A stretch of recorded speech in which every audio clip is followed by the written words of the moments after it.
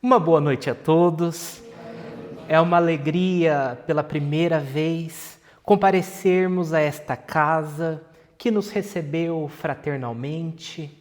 Trago a todos o abraço dos trabalhadores do Centro Espírita Paz, Amor e Caridade, em Foz do Iguaçu. Centro esse que teve também atividades nesta tarde de estudo, de evangelização infanto-juvenil. Então, esses dois focos de luz em Foz do Iguaçu e aqui em Santa Helena, que se irradiam, se encontram como um cordão de luz que derramam bênçãos sobre todos no caminho. No livro Contos e Apólogos, ditado pelo espírito Humberto de Campos ao médium Francisco Cândido Xavier, encontraremos um relato, uma história que é contada no mundo espiritual sobre Vicente de Paulo.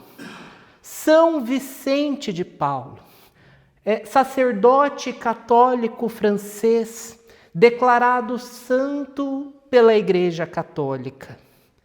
E conta-se no plano espiritual que Vicente de Paulo trabalhava num templo aristocrático francês e certa noite estava sendo realizada uma grande cerimônia de gala. Eram ricos senhores coloniais, capitães do mar, guerreiros condecorados, políticos ociosos e avarentos sórdidos. Durante a solenidade, Vicente de Paulo percebeu um grupo que se formava na frente do altar.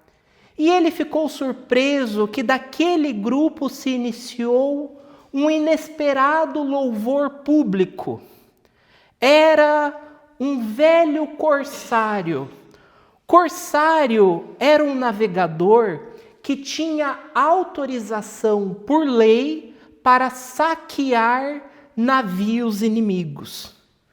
O velho corsário se aproximou do altar e gritou: Senhor, agradeço-te os navios preciosos que colocaste no meu caminho.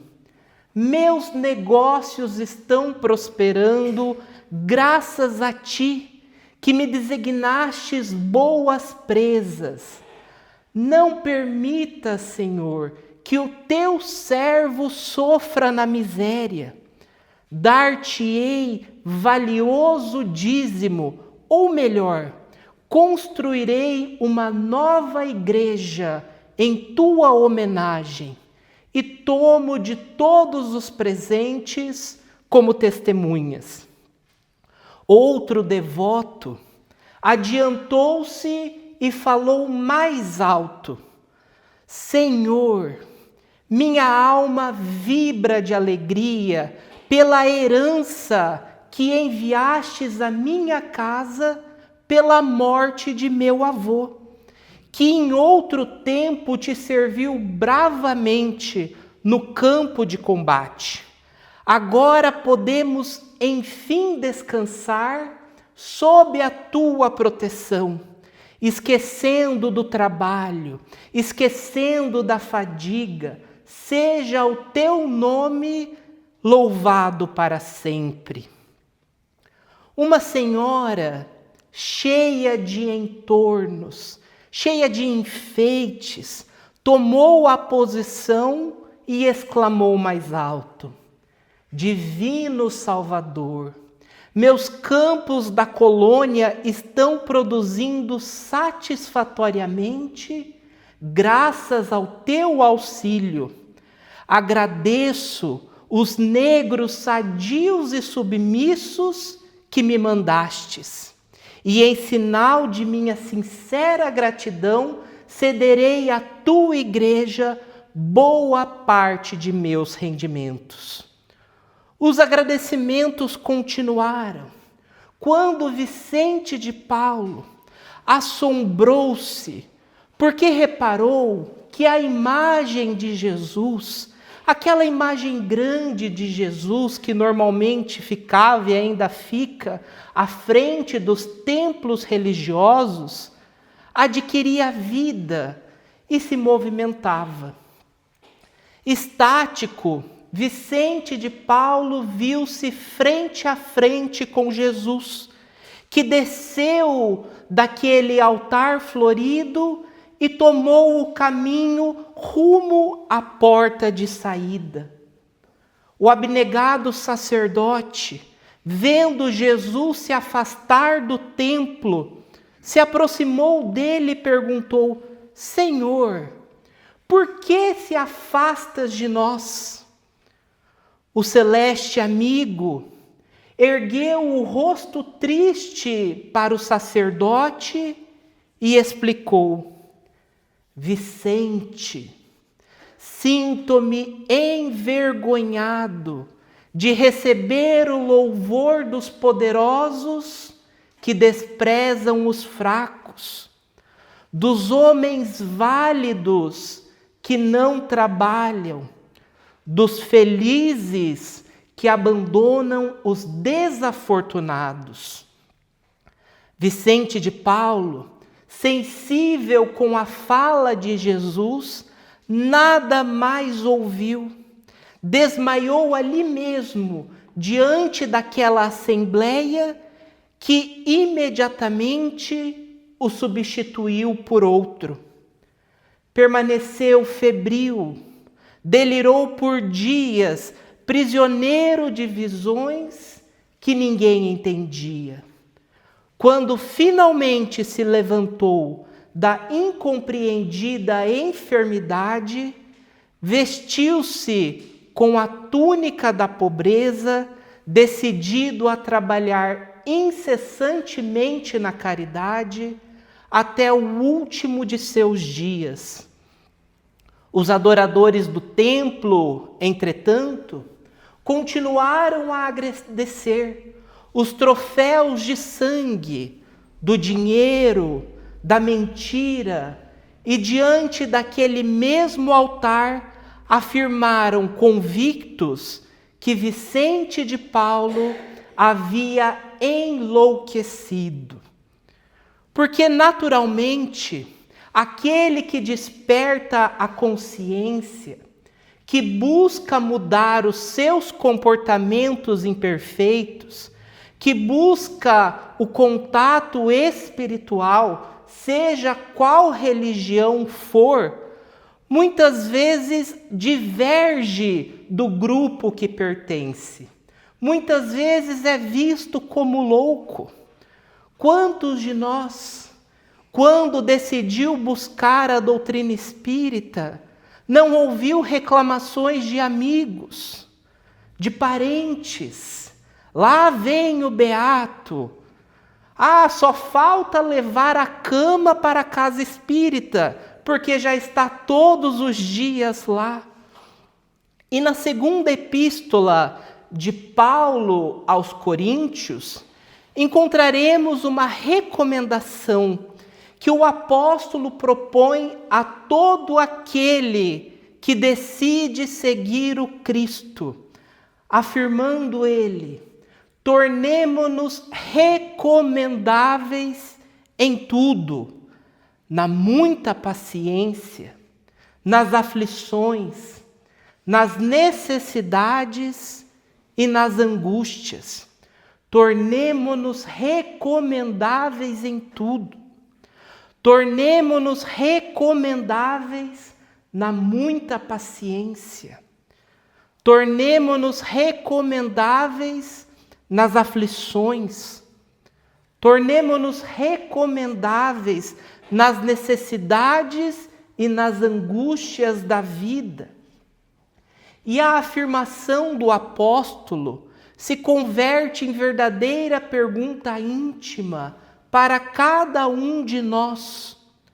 Nós somos pessoas recomendáveis? Nós somos pessoas que inspiram nos outros a busca pela religiosidade? a nossa vivência diária, a forma como nós lidamos com as adversidades da vida, com os sofrimentos, testemunham a nossa crença, convidam as pessoas a conhecê-la. As pessoas dizem: não, ele age assim porque ele é espírita. Ou as pessoas olham para nós e perguntam: você, espírita, desse jeito? Rodrigo Silva, renomado arqueólogo, teólogo e historiador, narra que quando Mahatma Gandhi, o grande ativista indiano, estava estudando na África do Sul, ele foi algumas vezes a uma igreja cristã, porque ele ficou impressionado com os ensinamentos de Jesus, principalmente com o Sermão da Montanha. Ele estava estudando direito, começou a estudar a Bíblia. Ele que veio de uma cultura hindu, de muito preconceito, de muita segregação, de castas, encontrou esse mestre chamado Jesus de Nazaré e começou a estudá-lo. Decidiu então procurar os seus seguidores. Foi algumas vezes a uma igreja cristã e, por ser negro, foi tão maltratado que ele chegou à conclusão que havia algo de errado. Porque se Jesus era tão bom assim, por que que os adeptos do cristianismo eram desta forma? Foi então que ele falou a sua célebre frase: eu não me torno cristão por causa dos cristãos. E hoje o cristianismo representa menos de 3% da religião da Índia. E por que isso acontece? E o Espírito Emmanuel, na obra Pão Nosso, obra que inspirou a nossa fala da noite de hoje, nos diz que a grande maioria dos aprendizes do Evangelho, a grande maioria de nós, não encara seriamente o papel da religião em nossas vidas, dizendo ele que na ideia de muitos de nós, basta frequentarmos assiduamente o nosso templo religioso, a nossa casa espírita, que teremos cumprido o nosso papel, teremos cumprido o nosso dever no campo da religiosidade. Esquecemos que os ensinamentos do Cristo nos convidam à renovação e o aprimoramento individual em todas as circunstâncias, em todos os lugares, com todas as pessoas. Allan Kardec, o codificador da doutrina espírita, perguntou à espiritualidade maior, na questão 653 de O Livro dos Espíritos, se Deus tem preferência pelos que o adoram dessa ou daquela maneira.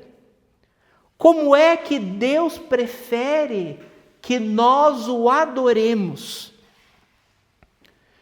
E os espíritos responderam ao codificador que a verdadeira adoração é do coração, que Deus prefere os que o adoram do fundo do coração, com sinceridade, fazendo o bem e evitando o mal.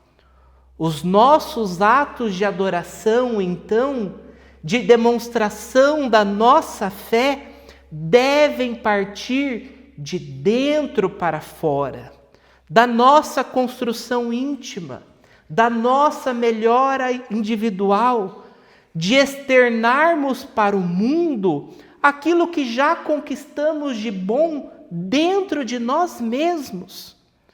E nós já conquistamos. Basta olharmos para esta vida. Nós já somos melhores hoje do que éramos há 5 anos, há 10, há 15, que dirá há outras vidas.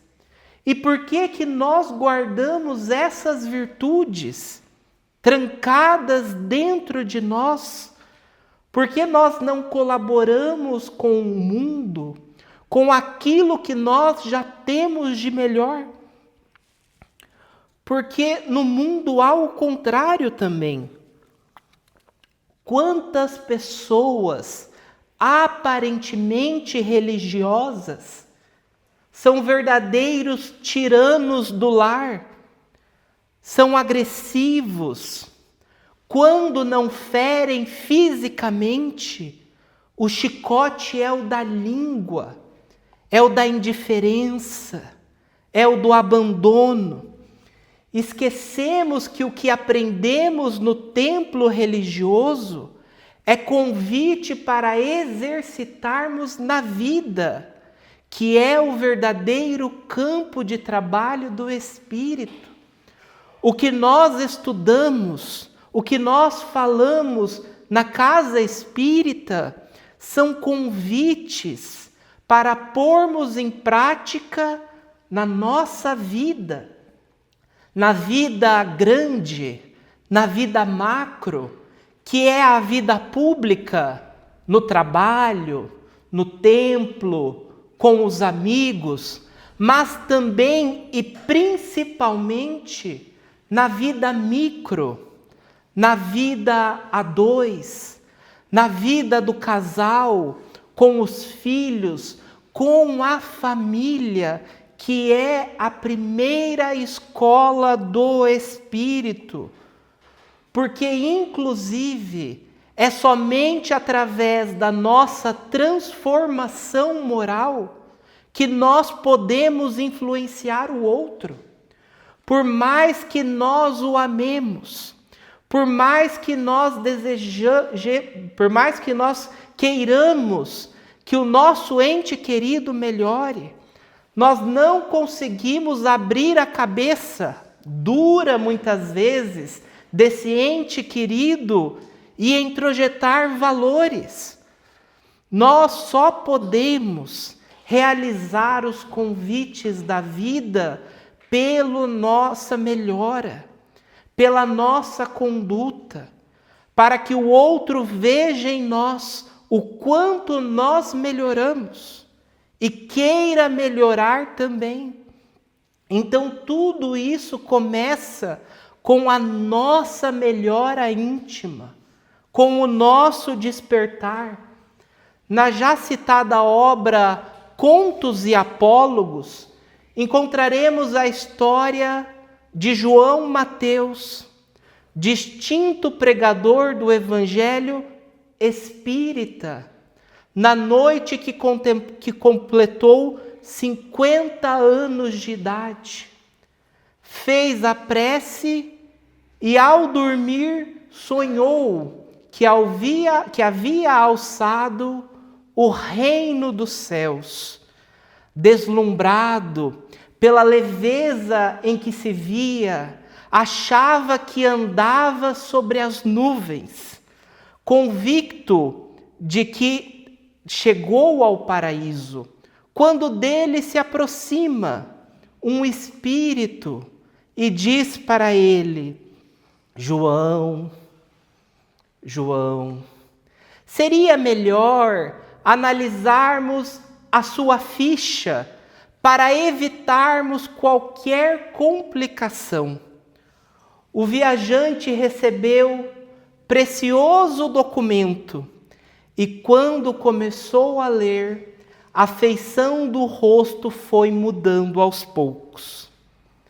João Mateus, renascido na terra em 1904, berço manso, pais carinhosos e amigos, inteligência preciosa, instrução digna, juventude folgada, boa saúde, seguro abrigo doméstico, constante proteção espiritual. Vejamos o quanto que nós recebemos e que nós sequer percebemos, que dirá sermos gratos pelas bênçãos que recebemos diariamente. Mas continua a ficha. Aos 20 anos, empregou-se no comércio.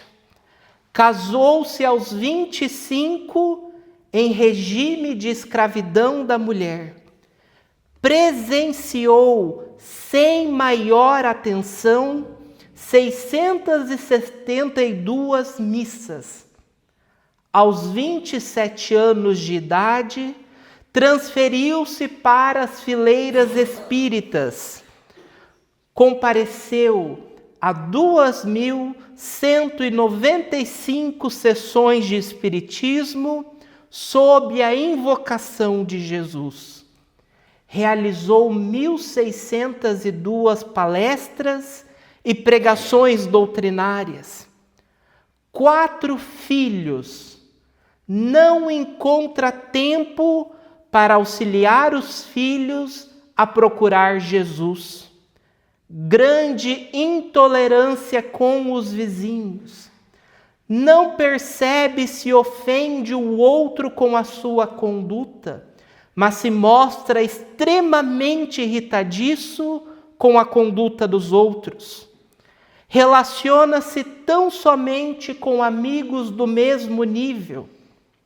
Para Jesus, que o procurou na pessoa dos mendigos, de necessitados e doentes, deu durante a vida 90 centavos. Débito total. Quando ia ler o item referente às próprias dívidas, fortemente impressionado, João acordou. Já era pela manhã, aquele sonho que muitas vezes acordamos ansiosos, sem fôlego, porque às vezes tomamos uma chamada, um puxão de orelha, e João agora estava renovado, pretendia juntar palavra e ação, porque em muitos casos nós conhecemos muito, sabemos muito, sabemos citar de cabeça questões, parágrafos, mas ainda nos falta a vivência, a prática espírita, de colocarmos no nosso dia a dia aquilo que aprendemos com o Espiritismo.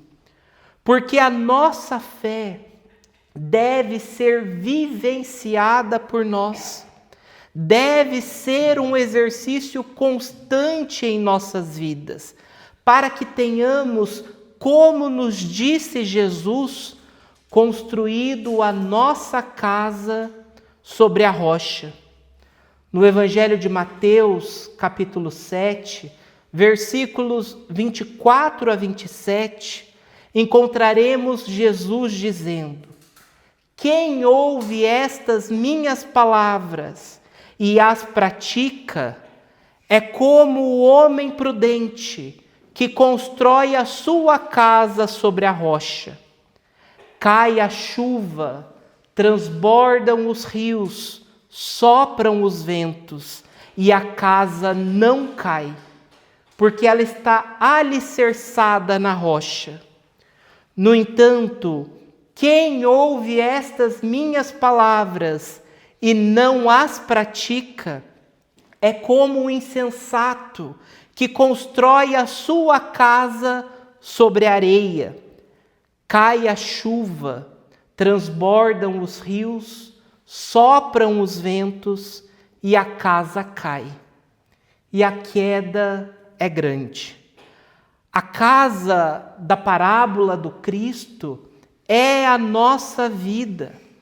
Quando construímos a nossa vida no chão seguro do Evangelho, dos ensinamentos de Jesus, quando vem a tempestade, a casa permanece de pé. Porque religiosidade, diferente do que muita gente acredita, não é uma garantia de vida sem problemas. Não é uma garantia de vida tranquila. Crer no Cristo e vivenciar o seu Evangelho é saber que todo problema tem dia e hora certa para acabar. Que eles virão os problemas no tempo certo, na medida da minha necessidade, nenhuma grama a mais. E eles passarão, e nós continuaremos melhores se bem o vivenciarmos. Onde estamos construindo a nossa casa? Onde estamos construindo a nossa vida? Na rocha, no chão seguro do Evangelho ou no mundo material? Não se pode servir a dois deuses, nos disse Jesus certa vez. Não se pode servir a Deus e a Mamon. Mamon representando as facilidades do mundo, os prazeres transitórios, porque nós nos perdemos. Narra Haroldo Dutra Dias, expositor espírita, que certa vez conversando com um amigo psicólogo, o amigo disse para ele: olha, eu recebo tanta gente no meu consultório que diz que o dia que eu tiver R$1 milhão na poupança, eu vou ser uma pessoa segura, tranquila, sossegada. Eu vou ser uma pessoa até mais bonita. R$1 milhão na conta. E sabe o que eu respondo? Disse o psicólogo. Eu abro a minha agenda. Eu convido a pessoa e mostro para ela pelo menos 10 pessoas que eu atendo que tem muito mais que R$1 milhão na conta e está insegura e está deprimida igual a você. Por quê? Porque nós estamos buscando alicerces em terrenos frágeis que o vento leva, que a chuva derruba. No livro Vinha de Luz, o Espírito Emmanuel afirma que a criatura encarnada, se nós mantivermos a fé em Deus e a fé na imortalidade da alma, atravessaremos qualquer dificuldade.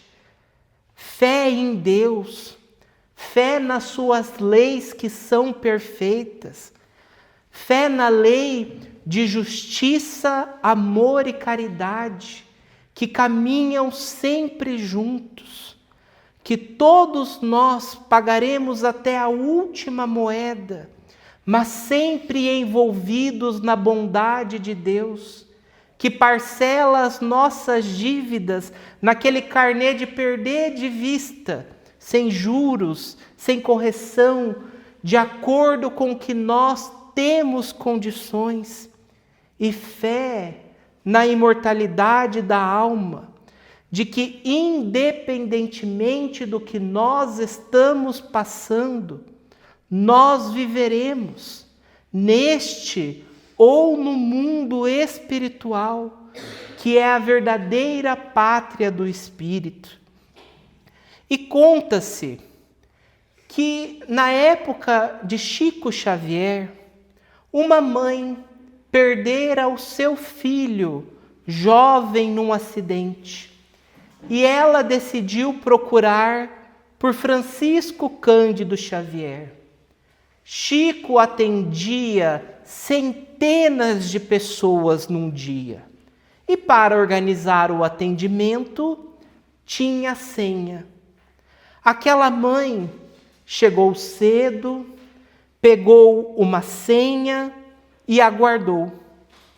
Enquanto ela aguardava, chegou uma senhora desesperada, uma outra mãe que havia perdido o seu filho na infância. Aquela mãe tinha perdido uma criança. Essa mãe estava incontrolável. Queria, de qualquer jeito, ser atendida por Chico. Só que tinha um problema. Acabaram as senhas. E aquela primeira mãe olhava para outra mãe que perdera uma criança. Em seu desespero, olhava para os céus e dizia para si, como quem tentava se convencer: ela precisa mais do que eu. Ela precisa mais do que eu. E com muito esforço, ela deu a própria senha para aquela mãe. O Chico começou a psicografar e, como ele sempre dizia, ele era um carteiro, ele apenas trazia as mensagens do mundo espiritual. Era a espiritualidade maior que trazia os espíritos que já tinham condições de se comunicarem. Quando ele vai ler a primeira mensagem, de quem era a mensagem? Era o filho daquela mãe que entregou a senha. E ele falava assim: minha mãe, eu não tinha condições de estar aqui hoje. Eu não tinha condições de me comunicar. Mas o seu gesto foi tão bonito que comoveu a espiritualidade e eles foram me buscar. E eu estou aqui, minha mãe, pelo seu gesto, para lhe dizer que eu estou vivo e muito orgulhoso da senhora. Se queremos saber qual é o sacrifício que mais agrada a Deus, qual a forma de louvá-lo que acalenta o seu coração, é quando ele nos encontra trabalhando na caridade, no exercício deste ato de amor em prol daqueles que nos são próximos. E para encerrarmos, a mensagem do benfeitor Emmanuel na obra Convivência. Nem todos dispomos de telescópios para observar as estrelas. No entanto, é imperioso reconhecer que todos nós possuímos os recursos para enxergar as crianças desvalidas do mundo.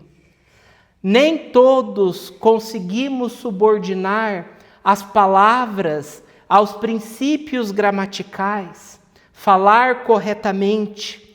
Todavia, a possibilidade de falar essa ou aquela palavra de consolo e de esperança não exclui a ninguém. Nem todos penetramos os segredos da botânica e do cultivo em toda a sua extensão. Contudo, o privilégio de plantar árvores amigas e sementes de esperança não escapa a ninguém. Nem todos movimentamos fortunas para patrocinar a beneficência, Mas é justo anotar que todos nós podemos repartilhar o pão que nos é dado com alguém que necessite. A vida não nos pede o impossível para que façamos parte do mecanismo da caridade. A vida espera de cada um de nós para que o mal desapareça, essa ou aquela migalha do bem. Essa era a nossa mensagem desta noite. Agradecemos a todos pelo acolhimento e desejamos a todos uma ótima semana.